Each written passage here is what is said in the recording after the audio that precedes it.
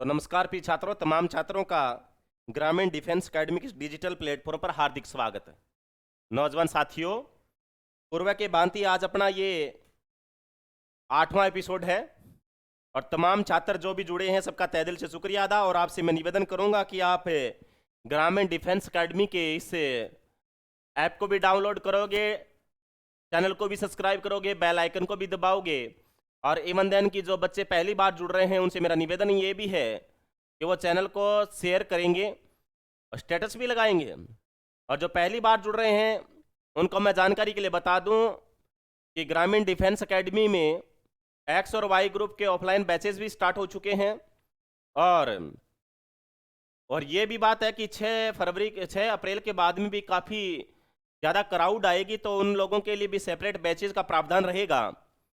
और निम्नतम दर पर ऑनलाइन कोर्सेज तैयार हैं विषय विशेषज्ञों के द्वारा, तो आप लोग उनको भी डाउनलोड कर लीजिएगा। 200 रुपये में 200 टेस्ट सीरीज भी हैं, उनका भी भरपूर फायदा उठाइएगा। और जिन बच्चों ने अभी तक ऐप डाउनलोड नहीं कर रखा, वो दिल्ली पुलिस का बैच लेना चाहते हैं तो वो भी निम्नतम दर पे वो भी ले लीजिएगा, जहाँ पर मेरा डिस्क्रिप्टिव मैटर तो है ही है, साथ में टेस्ट सीरीज भी डाल के रखी है। तो तमाम छात्रों का तहे दिल से शुक्रिया अदा। आज एक अच्छा एपिसोड और अपने क्वेश्चनों पे ले चलता हूं। ये क्वेश्चन बड़े स्तरीय हैं, तो प्रिय छात्रों थोड़ा ध्यान दीजिएगा। क्वेश्चन नंबर 1 पे चलते हैं। समसूत्री विभाजन की खोज की थी फार्मर व मूरे ने, वाटसन ने, फ्लेमिंग ने या डाल्टन ने? तो रिप्लाई कीजिएगा प्रिय छात्रों। समसूत्री विभाजन की बात करते हैं। कोशिकाएं विभाजन करती है, आपको मालूम है। कोशिकाएं शरीर की संरचनात्मक व क्रियात्मक इकाई होती है, ये भी मालूम है, ठीक है।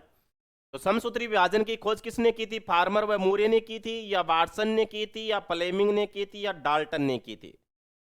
कोशिकाएं 3 प्रकार का विभाजन करती है बच्चों: समसूत्री, समसूत्री, अर्धसूत्री और असूत्री। 3 प्रकार का विभाजन होता है। असूत्री, ए माइटोसिस, माइटोसिस, मियोसिस, ठीक है। अब ये पूछ रहा है कि कोशिकाएं समसूत्री विभाजन की खोज किसने की, तो इसका करेक्ट आंसर क्या रहेगा? फ्लेमिंग ने। और समसूत्री विभाजन किस में होता है बच्चों? कायिक कोशिकाओं में।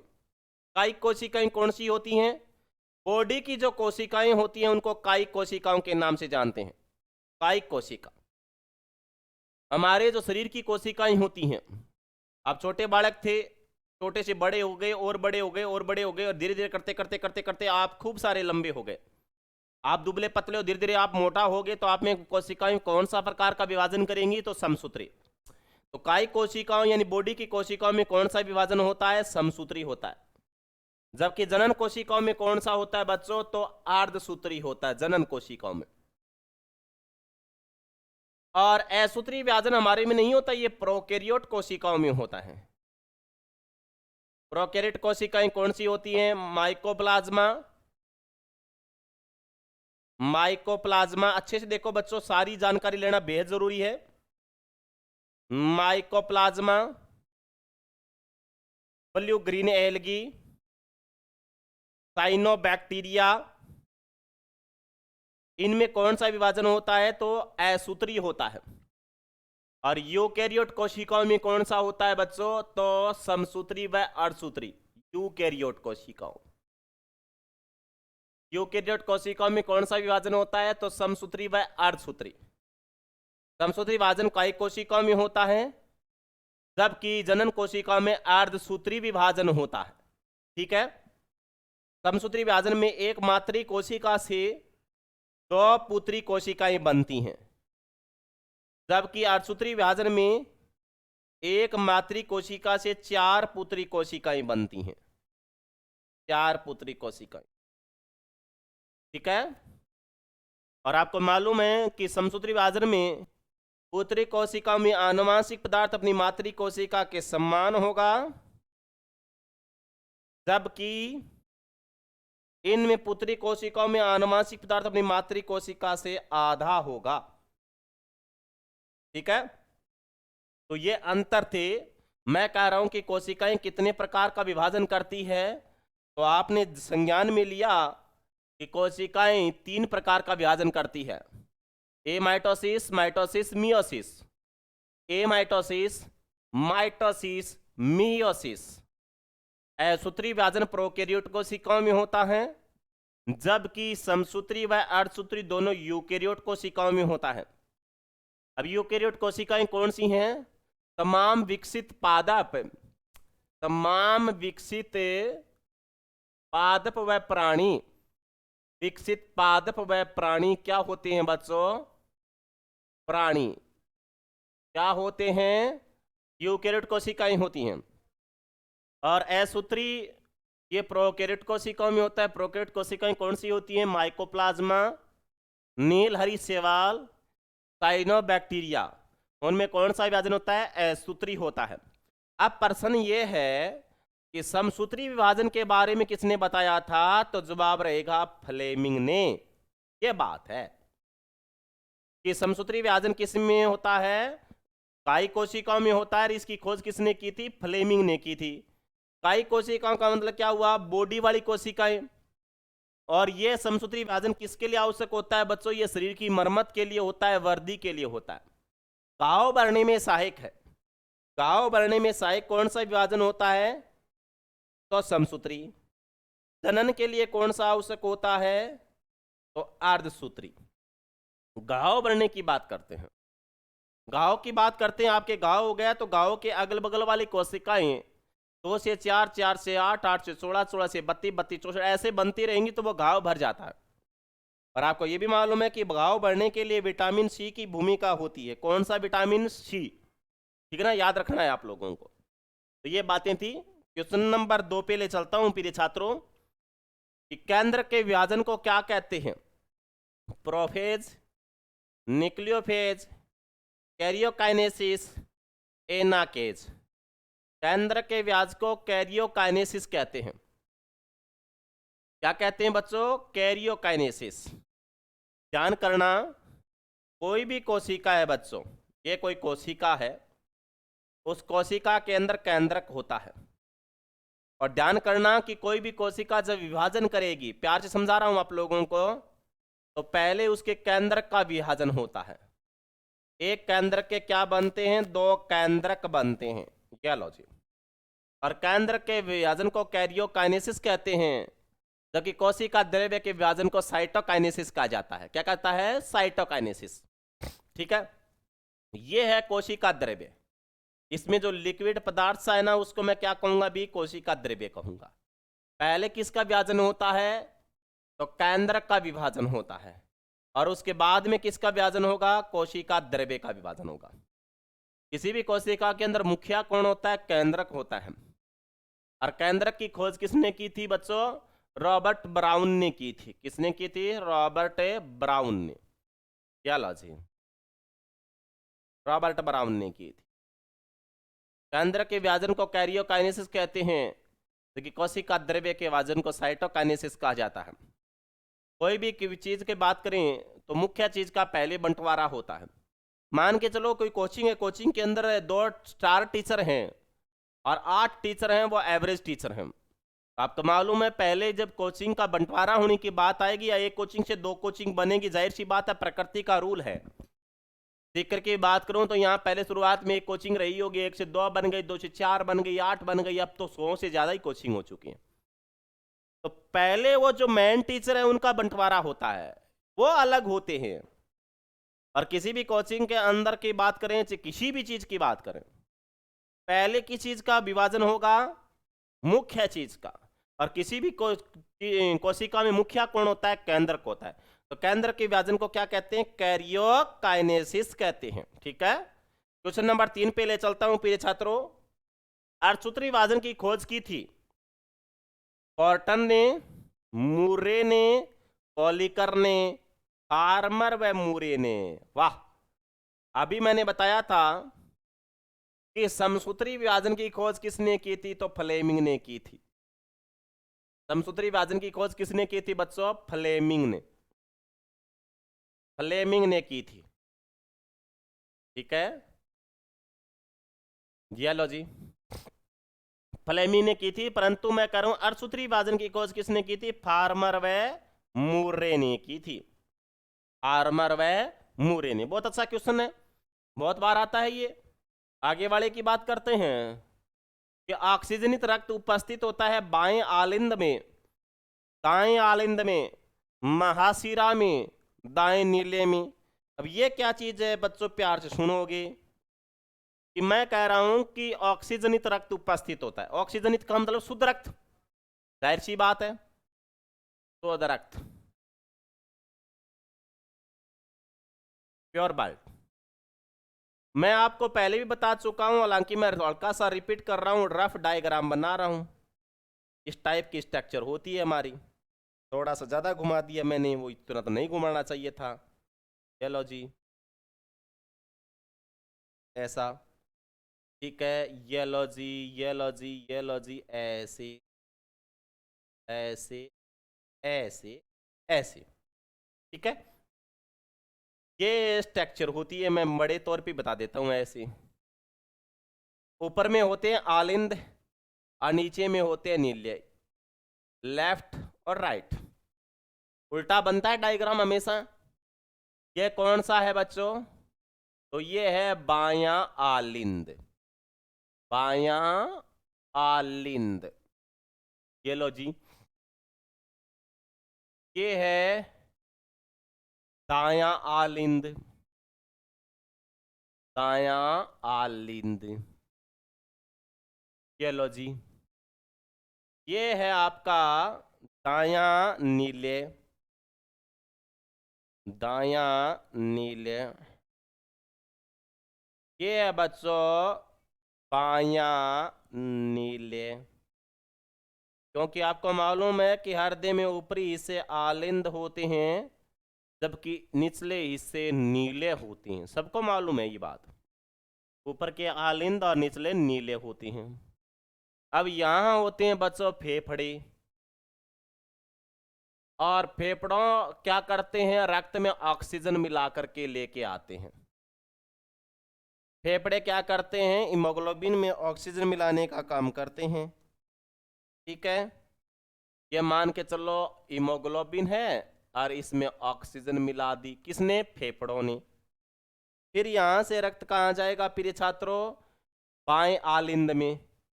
अब ये शुद्ध है कि नहीं, शुद्ध है। यहां लगे होते हैं वाल, वो वाल के द्वारा यहाँ जाते, अभी भी शुद्ध है। यहां से कहां जाएगा, वह शरीर के अंगों में जाएगा। अंग बोले तो हाथ पैर नाक कान, ठीक है, क्योंकि हमारे शरीर को क्या होती है, शरीर के अंगों को शुद्ध रक्त की जरूरत होती है। अब अंगों ने क्या कर लिया, ऑक्सीजन तो रख ली, खून को छोड़ दिया। वहां से खून आएगा यहां, यहां कहां आएगा, दाएं आलिंद में। अब शुद्ध है क्या शुद्ध है, अब तो अशुद्ध है, क्योंकि ऑक्सीजन तो उसने रख ली थी अंगों ने। अब यहां से यहां फिर वाल होती है, इस वाल के द्वारा यहां आ जाएगा, अभी भी अशुद्ध है। और फिर यहां से ये खून जाएगा फेफड़ों में। फेफड़े फिर क्या करेंगे, ऑक्सीजन मिला करके देंगे, किसको, बाएं आलिंद को। फिर बाएं नीले में जाएगा, फिर अंगों में जाएगा, अंग ऑक्सीजन रख लेंगे, खून को छोड़ देंगे। इस प्रकार से ये खून सारे दिन हमारे शरीर में दौड़ता रहता है। अब ये प्रश्न क्या पूछ रहा है वो उस पे आओ, कि ऑक्सीजनित रक्त उपस्थित होता है बाएं आलिंद में, दाएं आलिंद में, महाशिरा में, या दाएं नीले में। तो बाएं आलिंद में, दाएं आलिंद में, दाएं आलिंद में तो नहीं होता, चलिए तो काट दिया मैंने यहीं पे। महाशिरा में ना भाई, दाएं नीले में ना भाई, क्योंकि शिरा ये है। अब आपको ये भी मालूम होना चाहिए कि यहां से रक्त आया है और यहां जाएगा अंगों में, तो किसके मार्फत जाएगा, शिराओं के मार्फत जाएगा। और ये सबसे बड़ी महाशिरा होती है, इसका नाम क्या है पता है क्या आपको, ओटा, ओटा, ओटा। इसको एरोटा भी कहते हैं, इसको ओरटा भी कहा जाता है। ओटा कह दो, एरोटा कह दो, चे ओरटा कह दो। यहाँ अंगों से यहाँ आएगा तो सीरा के मार्फत आएगा, इसको कहते हैं महासीरा। अब महासीरा बोले तो वैना कोवा, इसका नाम क्या है? वैना कोवा। सबसे बड़ी सीरा का नाम क्या है? वैना कोवा। और सबसे बड़ी धमनी का नाम क्या है? ओटा, जिसको महाधमनी के नाम से जानते हैं। अब आपको मालूम है कि धमनियों में शुद्ध रक्त बहता है और सीराओं में अशुद्ध रक्त बहता है, तो महासीरा में शुद्ध रक्त बहने का तो कोई मतलब ही नहीं उठता। दाएं आलिंद में मतलब ही नहीं उठता, क्योंकि यहाँ अशुद्ध आया है। दाएं नीले भी यहाँ से आया था तो ये भी अशुद्ध है।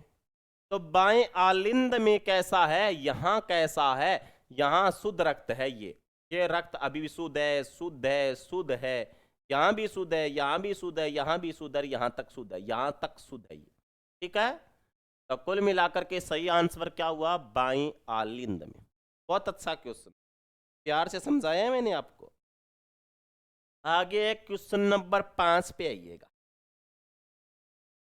निम्नलिखित में से आंसू में पाया जाने वाला एंजाइम है? तो आपको मालूम है लाइसो एंजाइम, ये बात मैं बता चुका हूं। लाइसो एंजाइम जो होता है वो आंसू में पाया जाता है। आपको ये भी मालूम है कि लाइसो एंजाइम हानिकारक जीवाणु कीटाणुओं को मारने का काम करता है। हानिकारक जीवाणुओं को यानी बैक्टीरिया को मारने का कार्य करता है। जीवाणुओं को मारने का कार्य करता है। ठीक है, हानिकारक बैक्टीरिया। आपको मालूम है कि लार में भी यही होता है। आंसुओं में थायोसाइनेट भी होता है, ये और ध्यान रखना है। अब आपको मालूम है जब भी आपकी आंख के चोट लग जाती है तो बार बार आपको आंसू आते हैं। आंसू इसलिए आते हैं कि आपकी आंख में कोई इन्फेक्शन न हो जाए। अब आपको मालूम है कि यदि आंख में इन्फेक्शन हो गया और आंख खराब हो गई तो फिर आंख खराब हो गई तो फिर सारा कुछ खराब हो गया, क्योंकि आंख खराब तो पूरी दुनिया भी अपने लिए फिर खराब ही मानी जाएगी, क्योंकि आंख के बगैर अपना कुछ बिकने वाला है नहीं। इसलिए आंखों को बचा के रखना होता है। इसलिए मैं कह रहा हूं कि हमारी आंखों में कौन सा एंजाइम होता है? लाइसो एंजाइम, जो हानिकारक जीवाणु कीटाणुओं को मारने का काम करता है। मच्छर भी आया स्टूडियो में, या ऐसा ना हो काट जाए, क्योंकि इन दिनों में मलेरिया ज़्यादा चल रही है बच्चों। ठीक है, चलो क्वेश्चन नंबर 6। निम्नलिखित में से मास्टर ग्रंथि किसको कहते हैं? प्यूटिटरी ग्लैंड को, थायराइड ग्रंथि को, ग्नाशय ग्रंथि को, थाइमस ग्रंथि को। अच्छा क्वेश्चन है बच्चों, बहुत प्यारा क्वेश्चन है। निम्नलिखित में से मास्टर ग्रंथि किसको कहते हैं? तो पिट्यूटरी ग्लैंड को पीयूष ग्रंथि के नाम से जानते हैं, और पीयूष ग्रंथि होती है वो सबसे छोटी अंतःस्रावी ग्रंथि है। इसको मास्टर ग्रंथि के नाम से जानते हैं।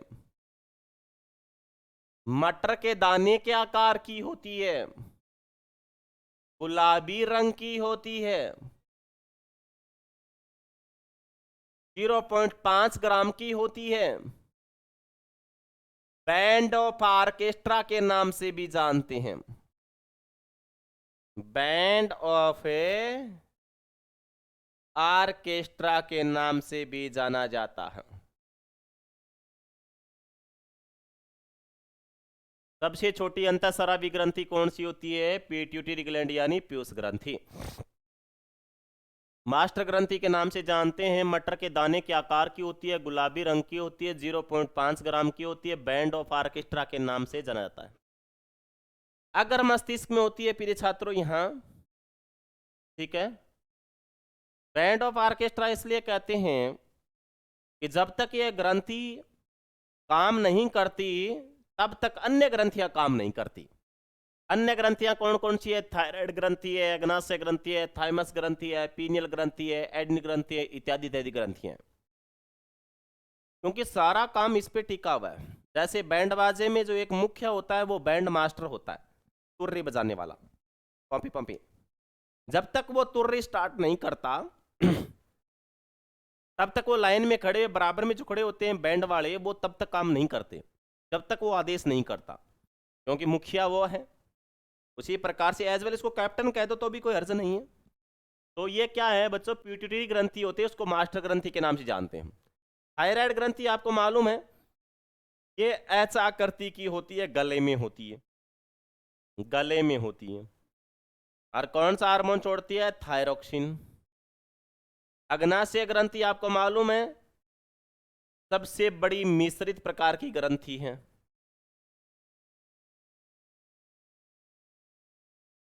ठीक है।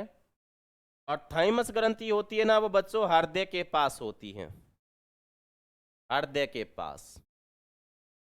ये भ्रूणावस्था में बड़ी होती है, बाद में छोटी होती चली जाती है, अंततः विलुप्त हो जाती है।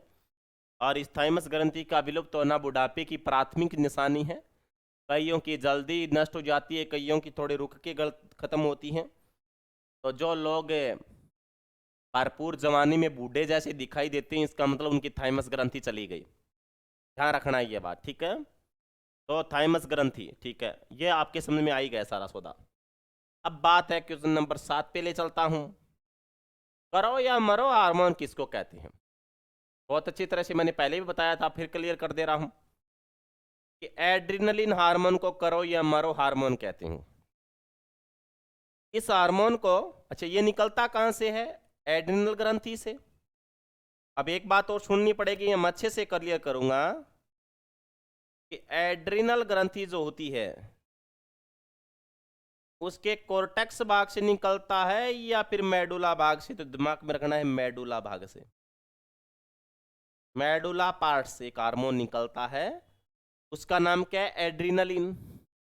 एड्रिनलिन हार्मोन को करो या मरो, करो या मरो, लड़ो या भागो हार्मोन कहा जाता है।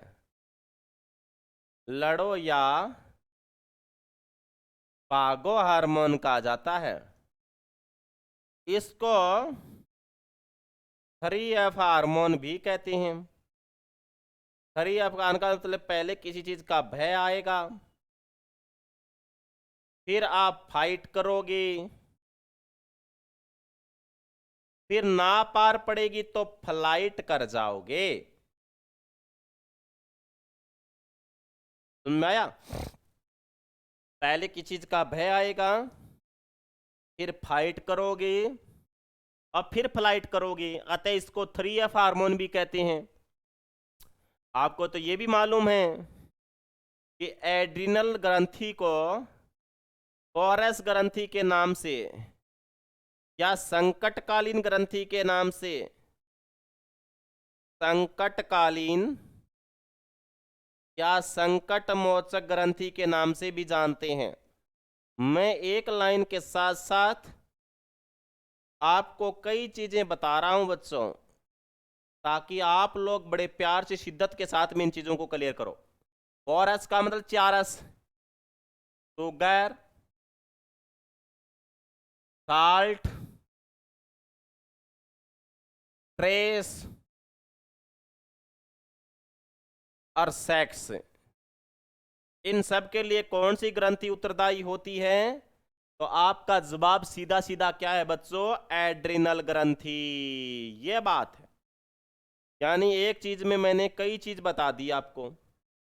तो कहने का एड्रिनल ग्रंथि को, एड्रिनल ग्रंथि को अधिवृक्क ग्रंथि भी कहते हैं, इनको संकटमाचक या संकटकालीन ग्रंथि भी कहते हैं, इसको 4S ग्रंथि के नाम से भी जाना जाता है। और 4S का मतलब हो गया शुगर, साल्ट, ट्रेस और सेक्स। और एड्रिनल ग्रंथि के मेडुला भाग से एक हार्मोन निकलता है, इसका नाम है एड्रिनलिन। और एड्रिनलिन हार्मोन को करो या मरो, लड़ो या भागो हार्मोन कहा जाता है। इसको 3F हार्मोन के नाम से जानते हैं। 3F का मतलब फियर, फाइट और फ्लाइट। थायरोक्सिन हार्मोन थायराइड ग्रंथि से निकलता है, सबको मालूम है थायराइड ग्रंथि एच आकृति की होती है, गले में होती है। कौन सा हार्मोन छोड़ती है? थायरोक्सिन। ध्यान ये भी रखना है कि थायरोक्सिन को T4 हार्मोन भी कहा जाता है। कौन सा हार्मोन? T4। T4 कह दो, चाहे थायरोक्सिन कह दो, चाहे टेट्राहाइड्रोथायरोनिन कह दो, एक बराबर बात। टेट्राहाइड्रोथायरोनिन, T4 या थायरोक्सिन, बराबरी बात है। इसकी कमी से आपको मालूम है कि थायराइड ग्रंथि सूज करके लटक जाती है, घेंगा रोग हो जाता है, मालूम आप लोगों को, ठीक है। इंसुलिन हार्मोन आपको मालूम है कि कहां से निकलता है? अग्नाशय ग्रंथि से। और अग्नाशय ग्रंथि सबसे बड़ी मिश्रित प्रकार की ग्रंथि है। अग्नाशय ग्रंथि की बीटा कोशिकाओं से कौन सा हार्मोन निकलता है? इंसुलिन। और इंसुलिन हार्मोन की कमी से क्या हो जाता है बच्चों? शुगर यानी मधुमेह, डायबिटीज हो जाता है। और डायबिटीज में डायबिटीज मेलाइटस रोग होता है। बात है ग्लूकेगॉन हार्मोन। ये ग्लूकेगॉन हार्मोन कहां से निकलता है बच्चों? तो अल्फा बीटा डेल्टा,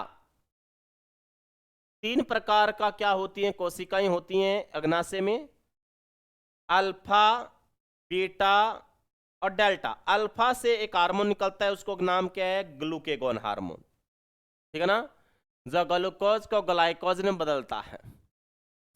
तो ग्लूकेगॉन हार्मोन अग्नाशय ग्रंथि की अल्फा कोशिकाओं से निकलता है, जबकि इंसुलिन हार्मोन अग्नाशय ग्रंथि की बीटा कोशिकाओं से निकलता है। दोनों में थोड़ा थोड़ा अंतर है, ठीक है। आगे वाला क्वेश्चन है 8 नंबर। निम्नलिखित में से कौन सी ग्रंथि द्वारा थायरोक्सिन हार्मोन का स्रावण होता है? अभी बताया था मैंने, थायराइड ग्रंथि से थायरोक्सिन हार्मोन निकलता है। अभी बता दिया मैंने एडवांस में ही आप लोगों को। थायरोक्सिन को T4 हार्मोन के नाम से भी जानते हैं, और इसको टेट्राआइडोथायरोनिन भी कहते हैं। टेट्राआइडोथायरोनिन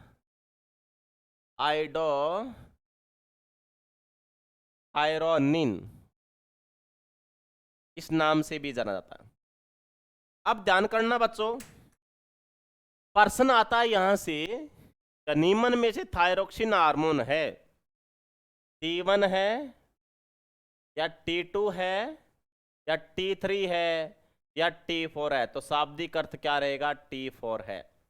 वैसे तो ये T1, T2, T3 भी क्या है? थायरोक्सिन ही हैं, परंतु जिसको हम लोग थायरोक्सिन कहते हैं वो कौन सा है? T4 है, ठीक है। कई बार आपका वजन अचानक से डाउन होना शुरू जाता है या अचानक बढ़ना शुरू हो जाता है, तो आपका क्या है? थायराइड चेक करवाया जाता है। इसको कहते हैं ना भाषा में, गांव में कहते हैं थायराइड चेक करवाऊंगा। थायराइड का अंदर T4 टेस्ट करवाना होता है, और कुछ नहीं है उसमें। तो थायराइड से थायरोक्सिन हार्मोन निकलेगा, और थायरोक्सिन की कमी से या अधिकता से, कमी से कौन सा रोग होता है बच्चों? एक तो होता है क्रिटिनिज्म, ये रोग होता है बच्चों, क्रिटिनिज्म। कमी से बता रहा हूं, जिसमें बच्चा सामान्य रूप से छोटा रह जाता है। एक इसकी कमी से गुल रोग हो जाता है, बच्चा फूल करके गुलगुले की तरह हो जाता है। एक होता है हाशिमोटो का रोग, जिसे थायराइड की आत्महत्या के नाम से जानते हैं। एक होता है घेंगा रोग, जिसको गलगंड या गोइटर कहते हैं। अधिकता से कौन सा? ये और सुन लो, किसकी अधिकता से? थायरोक्सिन की अधिकता से पल्लूमर रोग हो जाता है। पल्लूमर का मतलब हो गया शरीर में जगह जगह गांठें बन जाती हैं। और एक रोग और होता है जिसका नाम है एक्सोपथेलेमिक। एक्सोपथेलेमिक में क्या होता है बच्चों? कि नेत्र कोटर नेत्र से बाहर प्रतीत होते हैं, चेहरा डरावना लगता है। नेत्र कोटर से बाहर प्रतीत होते हैं, चेहरा कैसा लगेगा? डरावना लगेगा। ये रोग हो जाता है बच्चों इसके अंदर। तो इसका सही जवाब क्या था बच्चों? आपका थायराइड ग्रंथि। क्वेश्चन नंबर लो पे ले चलता हूं आपको। निम्नलिखित में से कौन सा हार्मोन रक्त में कैल्शियम की मात्रा को बढ़ाता है? कैल्शियम की मात्रा बढ़ाने वाला है कैल्सिटोनिन, पैराथार्मोन, वैसोप्रेसिन, थायरक्सिन। तो मैं सीधा सीधा आपका जवाब दे देता हूं, पैराथार्मोन। अब देखो बच्चों, पैराथार्मोन किससे निकलता है? पैराथायराइड ग्रंथि से। पैराथायराइड ग्रंथि से। पैराथायराइड ग्रंथि थायराइड ग्रंथि के ऊपर होती है। थायराइड की बात करें बच्चों, थायराइड थायराइड ग्रंथि को आउटू ग्रंथि के नाम से भी जानते हैं। और थायराइड ग्रंथि एच आकृति की होती, ऐसी होती। और इस एच आकृति के ऊपर में और क्या होता है बच्चों, 4 छोटी छोटी ग्रंथियां होती हैं इस प्रकार की। इन्हीं को ही क्या बोला गया है? पैराथायराइड कहा जाता है। ठीक है, तो पैराथायराइड ग्रंथियां थायराइड ग्रंथि के ऊपर होती हैं, संख्या में 4 होती हैं, और उनसे एक हार्मोन निकलता है, इसका नाम है पैराथार्मोन। और पैराथार्मोन को कोलिप या पोलिप हार्मोन के नाम से भी जानते हैं, कोलिप या पोलिप हार्मोन। ठीक है, इसकी कमी से टिटेनी रोग हो जाता है। इसमें क्या होता है? मांसपेशियों में ऐंठन व जकड़न आती है, आदमी आलसी बना रहेगा। और इसकी अधिकता से ऑस्टियोपोरोसिस, अधिकता से क्या हो जाता है? ऑस्टियोपोरोसिस, ऑस्टियोपोरोसिस ये रोग होता है, जिसको आम भाषा में अस्थि छिद्रता कहते हैं। अब बच्चों क्या है, ध्यान करो कि जहां नाम आ गया ऑस्टियो, तो वहां पर फिर कैल्शियम और पोटेशियम का नाम तो आएगा। क्या लॉजिक? क्योंकि हमारी हड्डियों के निर्माण में कैल्शियम और पोटेशियम आयनों की मात्रा होनी जरूरी है। तो कुल मिला के मैं यूं कह रहा हूं कि पैराथार्मोन जो हार्मोन है, वो जो खून होता है उसमें कैल्शियम और पोटेशियम आयनों का नियमन करता है। यानी ये क्या करता है? पैराथार्मोन यह कैल्शियम व पोटेशियम आयनों का नियमन करता है, आयनों का नियमन करता है, ये कहना चाह रहा हूं मैं। क्या लॉजिक? यह कैल्शियम व पोटेशियम आयनों का क्या करता है? नियमन करता है। ठीक है, फिर बात आती है क्वेश्चन नंबर 10 पे आइएगा कि आरएच कारक की खोज किसने की थी? तो ये पर्सन मैं आपको कल ही बता चुका था, लैंड्स वीनर ने। मालूम है ना आप लोगों को कि विलियम हार्मन तो रक्त परिसंचरण तंत्र की खोज की थी, blood circulatory system, blood circulatory system, इसकी खोज किसने की थी प्रिय छात्रों? तो विलियम हार्विन ने की थी। और केवल एंड केवल प्रश्न पूछ लिया जाए कि रक्त की खोज किसने की थी, या रक्त की बात करें तो रक्त के अध्ययन को क्या कहते हैं? हीमेटोलॉजी। ये प्रश्न आता है कि रक्त के अध्ययन को क्या कहते हैं? हीमेटोलॉजी। और रक्त परिसंचरण तंत्र के अध्ययन को क्या कहते हैं? एंजियोलॉजी। ये बात मैं आपको कल वाले एपिसोड में बता चुका हूं, एंजियोलॉजी। ठीक है, आरएच कारक की खोज। अच्छा, इससे पहले बात करें अपने कि रक्त समूह की खोज किसने की थी? ब्लड ग्रुप की खोज की बात पूछी जाए तो किसने की थी? कार्ल लैंडस्टीनर ने। ठीक है, परंतु रक्त परिसंचरण तंत्र की आरएच कारक की खोज किसने की? लैंडस्टीनर वीनर ने। और किस में की थी? मिकाका रेसस वानर में की थी। अतः आरएच कारक को रीसस कारक भी कहा जाता है। ये बात भी आपको अच्छी तरह से मालूम है। ठीक है, अब क्वेश्चन नंबर 11 पे चलता हूं। पिट्यूटरी ग्रंथि से स्रावित हार्मोन है, पिट्यूटरी ग्लैंड से स्रावित होने वाला हार्मोन है एसीटीएच, एफएसएच, एलएच या उक्त सभी। Adrenocorticotropic hormone, follicle stimulating hormone, luteinizing hormone, उपयुक्त सभी। और जवाब क्या रहेगा? उपयुक्त सभी। पिट्यूटरी ग्लैंड की बात करें तो आप लोगों को मालूम है अच्छी तरह से, इस प्रकार की एक ग्रंथि होती है जिसको अपने पीयूष ग्रंथि के नाम से जानते हैं। ऐसे दो भागों में डिवाइड होती है इस प्रकार से, ऐसे स्ट्रक्चर। तो यहां ये आगे वाला भाग जो होता है इसको कहते हैं adeno hypophysis. Adeno hypophysis.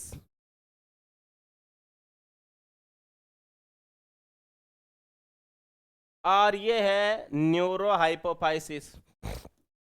Neuro hypophysis. इस भाग से एसीटीएच भी निकलता है, एफएसएच भी निकलता है, एलएच भी निकलता है, और इवन देन को एमएसएच भी निकलता है। और भी लिख रहा हूं मैं, एमएसएच भी, प्रोलैक्टिन भी निकलता है, प्रोलैक्टिन भी निकलता है, टीएसएच भी निकलता है।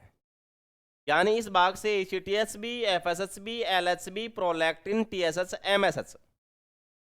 और इस भाग से न्यूरो हाइपोफाइसिस यानी पस भाग से ऑक्सीटोसिन या पिटोसिन, ऑक्सीटोसिन या पिटोसिन,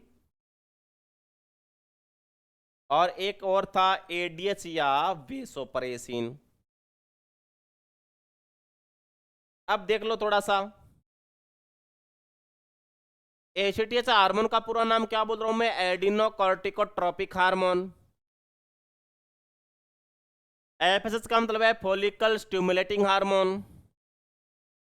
एलएच का मतलब है ल्यूटिनाइजिंग हार्मोन।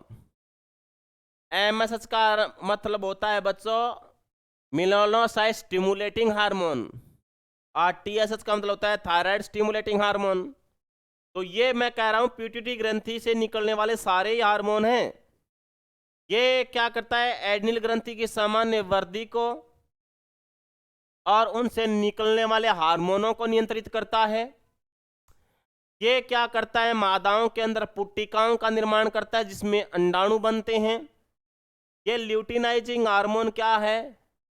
एलएच। ये ल्यूटिनाइजिंग जो हार्मोन होता है वो नर के अंदर शुक्राणुओं को और मादाओं में अंडाणु निर्माण की क्रिया को प्रेरित करता है। प्रोलैक्टिन को एलटीएच भी कहते हैं, लैक्टोट्रोपिक हार्मोन। ये दूध निर्माण का कार्य करता है। ये थायराइड ग्रंथि की सामान्य वृद्धि को प्रेरित करता है। ये रंग का निर्धारण करता है। ये दूध सिक्रेशन को प्रेरित करता है। ये मूत्र निर्माण की क्रिया को प्रेरित करता है। कई काम हो गए इसके, इसलिए तो कहते हैं मास्टर ग्रंथि इसको। ठीक है, तो कुल मिला के आपके समझ में आ गया। या लो, अग्नाशय ग्रंथि की बीटा कोशिकाओं से निकलने वाला हार्मोन कौन सा है? तो जवाब है इंसुलिन। और आपको मालूम है कि बीटा कोशिकाएं अल्फा, बीटा, डेल्टा। अग्नाशय ग्रंथि से 3 कोशिकाएं होती हैं। अल्फा होती है वो 20% भी हो सकती है, 10%।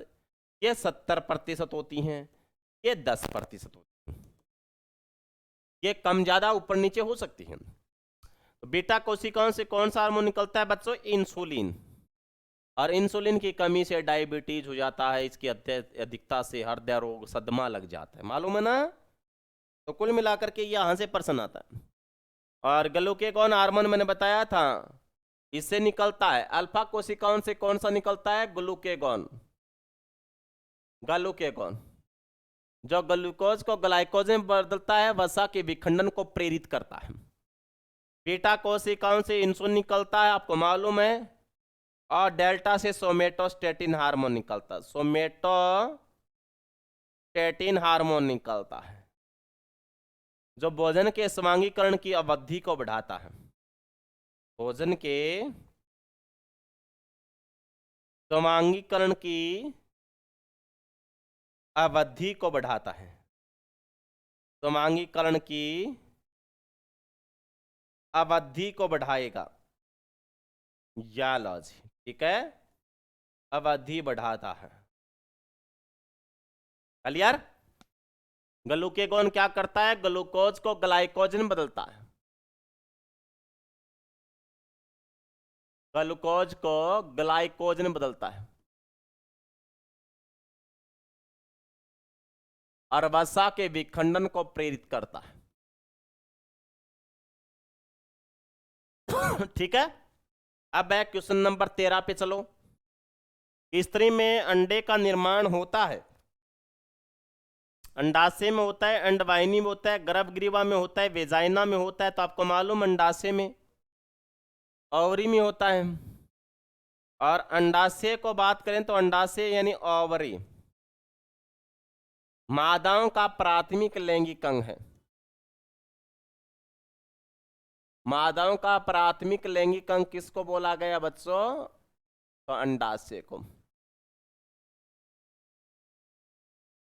प्राइमरी सेक्स ऑर्गन किसको बोलते हैं? ओवरी अंडाशय को। अब बात करें शुक्राणुओं की। नर में शुक्राणु कहां बनते हैं? तो वरीषण में यानी टेस्टिस में बनते हैं, टेस्टिस में बनते हैं। और टेस्टिस क्या होता है? नर का प्राथमिक लैंगिक अंग, प्राथमिक लैंगिक अंग। Primary sex organ of male is called testis. तो कहने का मतलब नर में शुक्राणुओं का निर्माण वृषण में होता है, अतः वृषण को नर का प्राथमिक लैंगिक अंग कहा जाता है।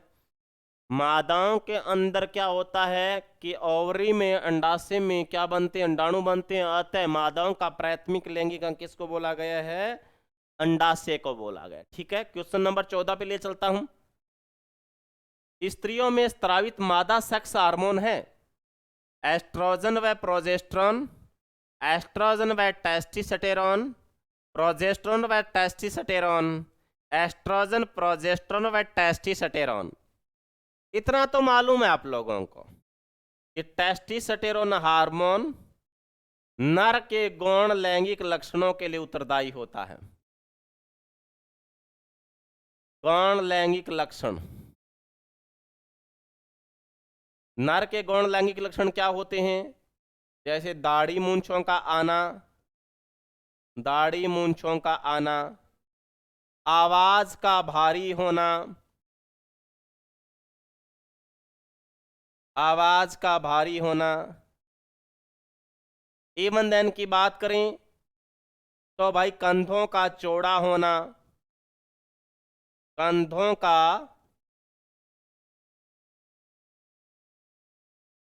चौड़ा होना। अब आपको मालूम है कि इन तीनों के अंदर देखो टेस्टोस्टेरोन नाम अटैच कर रखा है इन्होंने, तो जाहिर सी बात है ये तीनों ऑप्शन इस हिसाब से कट ही जाएंगे यहाँ पे। तो कुल मिलाकर के क्या बच गया? एस्ट्रोजन व प्रोजेस्टेरोन। तो फिर स्त्रियों में स्रावित मादा सेक्स हार्मोन कौन सा है? एस्ट्रोजन व प्रोजेस्टेरोन है। ठीक है, तो ये ठीक बैठता है, कोई दिक्कत नहीं होगी शायद इसमें। ठीक है, आगे वाला पुरुषों में द्वितीयक लैंगिक लक्षणों के लिए भी बताया था मैंने। कौन सा हार्मोन उत्तरदायी होगा बच्चों? तो टेस्टोस्टेरोन। ये रहो प्रोजेस्टेरोन और एस्ट्रोजन, ये हार्मोन क्या होते हैं? मादाओं के हार्मोन होते हैं, जिनके निप्पल बनाने में उनकी भूमिका होती है, दूध तैयार करने में उनकी भूमिका होती है, उनके निप्पल की नलियां बनाने का उनकी भूमिका होती है। तो टेस्टोस्टेरोन हार्मोन होता है ना, वो नर के अंदर होता है, वृषण में बनता है, टेस्टिस में। ठीक है ना, ये ध्यान रखना है। और जो वृषण में पाई जाने वाली जो क्या होती है? लीडिंग कोशिकाएं, जिनको अंतराली कोशिकाएं कहती हैं, अंतराली कोशिकाएं, वो इनका निर्माण करवाती हैं। याद रखना है भाई ये। ठीक है, अब क्वेश्चन नंबर 16 पे आ जाओ। मानव में नर जनन हार्मोन टेस्टोस्टेरोन का श्रावण किया जाता है, यह भी बता दिया मैंने एडवांस में ही। अब तो रिप्लाई कर जाओ आप। हाँ, फटाफट रिप्लाई करो प्रिय छात्रों, अच्छी बात है। तमाम छात्रों का तहे दिल से शुक्रिया अदा। आप लोग जो भी है ना, बड़े होशियार बच्चे हो, मुझे बेहद खुशी है। आप लोग इसका रिप्लाई करो। बस 4 क्वेश्चन हो रहे हैं आपके। आज 16वां क्वेश्चन चल रहा है आपका, 20 क्वेश्चन है तो 4 ही क्वेश्चन बचे हैं। मानव में नर जनन हार्मोन टेस्टोस्टेरोन का श्रावण अंतराली कोशिकाएं, ठीक है ना, अभी मैंने कहा था ना, इसको लीडिंग सेल्स के नाम से जानते हैं, लीडिंग सेल्स कहा जाता है। ये होती हैं, ये होता क्या है? देखो बच्चों, ये है टेस्टिस, इसमें ये होती हैं सेमनीफेरस नलिकाएं इस टाइप की, इनको तो कहते हैं सेमनीफेरस नलिकाएं। शुक्र जनन नलिकाएं गभरीषण की संरचनात्मक व क्रियात्मक इकाई होती हैं। इनके बीच बीच में इस प्रकार की लीडिंग कोशिकाएं पाई जाती हैं, अंतराली कोशिकाएं। और ये कौन सा हार्मोन छोड़ती रहती हैं? Testosterone hormone. ये बीच बीच में कौन सा हार्मोन छोड़ती हैं? ये टेस्टोस्टेरोन हार्मोन। तो टेस्टोस्टेरोन हार्मोन का सिक्रेशन कौन करती है? अंतराली कोशिकाएं करती हैं। श्वेत रक्त कणिका का मुख्य कार्य है, WBC की बात पूछ रहा है ये। WBC का जीवन काल लगभग 1 सप्ताह होता है बच्चों, 5 से 7 दिन। RBC का जीवन काल आपको मालूम है 120 दिन होता है। वहीं पर बात करें तो प्लेटों का जीवन काल 3 से 4 दिन का होता है। WBC का काम ऑक्सीजन की सप्लाई करना नहीं है, CO2 का परिवहन करना नहीं है, ये तो फिर मतलब ही नहीं उठता। तो रोग प्रतिरोधक क्षमता बनाने का काम होता है। तो WBC क्या करती है?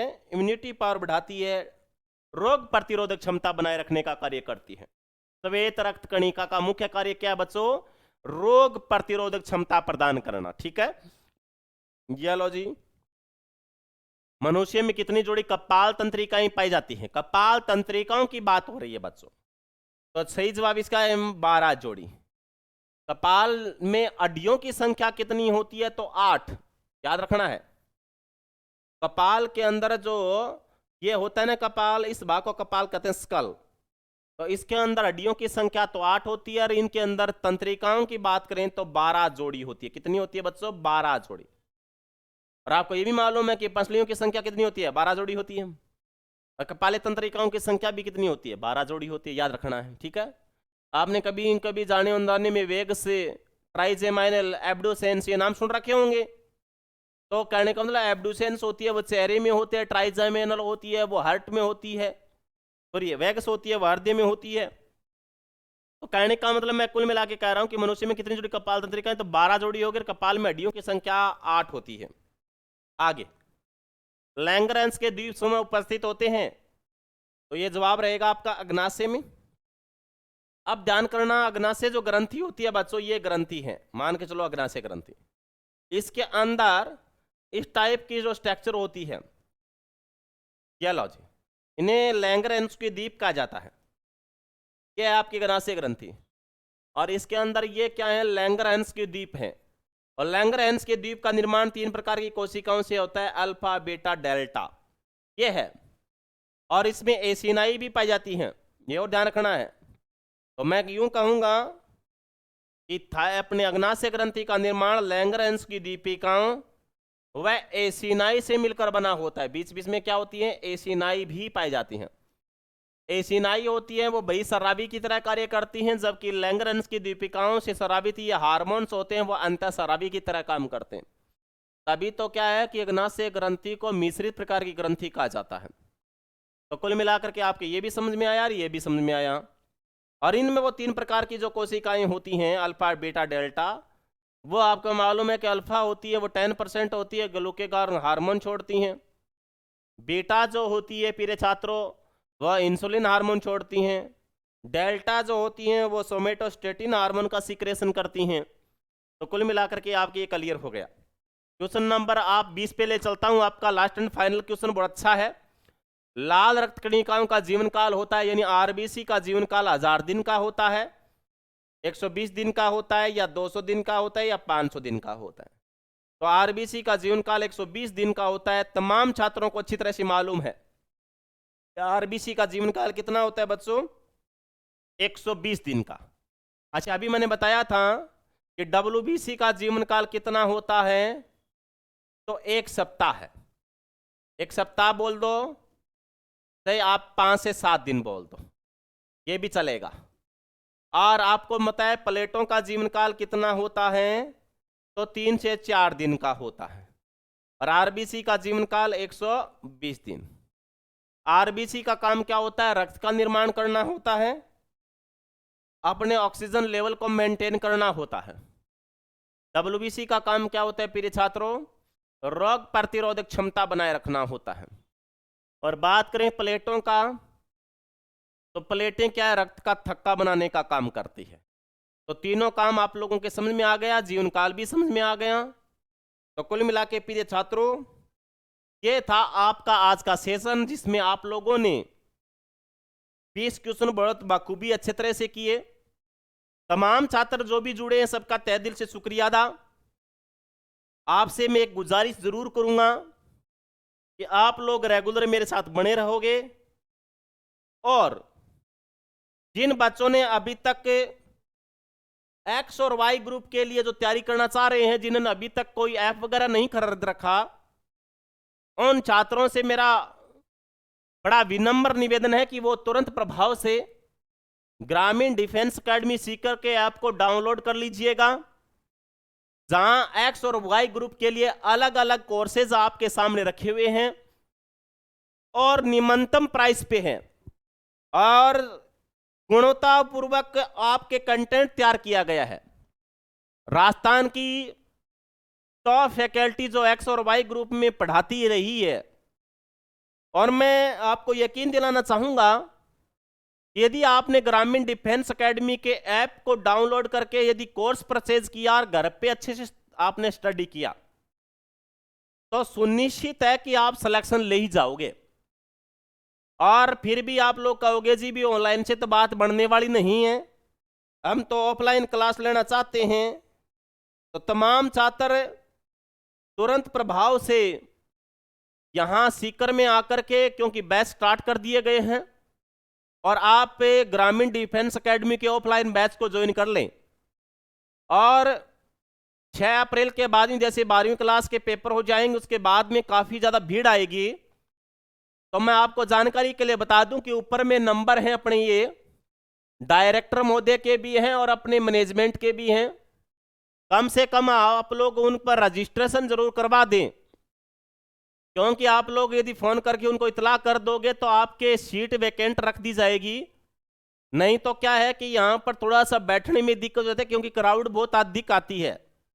क्योंकि आपने मालूम भी है कि ग्रामीण डिफेंस एकेडमी न केवल शेखावाटी न केवल सीकर, बल्कि अपने उत्तर भारत की बात करें या राजस्थान परिप्रेक्ष्य की बात करें, तो सबसे तकड़ी और सबसे क्वालिटी वाली जो एजुकेशन हब सेंटर के रूप में जानी जाती है, उस कोचिंग का नाम है ग्रामीण डिफेंस एकेडमी। तो तमाम छात्र वो जो तैयारी करना चाहते हैं, ऑफलाइन बैच लेना चाहते हैं, वो तुरंत प्रभाव से इन नंबरों पे कॉल करके रजिस्ट्रेशन करवा दें, ताकि आपके रहने की सुविधा भी कोचिंग संस्थान पहले से सुनिश्चित कर दे, और साथ में आपके क्लासों में बैठने की संस्थान अपने हिसाब से अरेंजमेंट कर दे।